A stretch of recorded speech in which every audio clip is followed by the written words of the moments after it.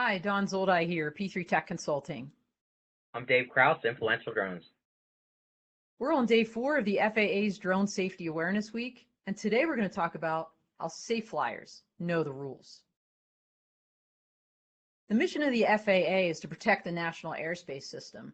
Your job when you fly in it is to know the rules and to fly safe. The rules are dynamic. There's a new rule that just came out with flying over people. If you have any questions, scan the code.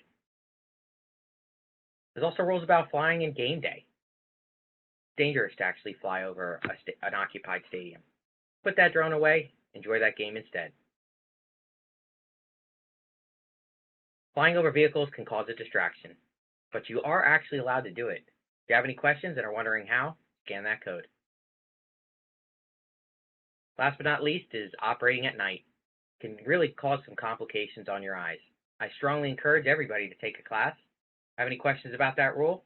Know what to do? Scan that code. And let's not forget about remote ID. This rule came out in January of 2021, just like some of these rules that Dave was just talking about.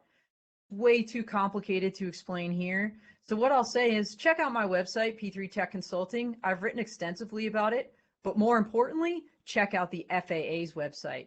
What you need to know is that a bunch of deadlines are rolling up on you, especially as a drone flyer next year. So know the rules. If you have any questions, you can always email us. In the meantime, check in with us again tomorrow and fly safe. Fly safe.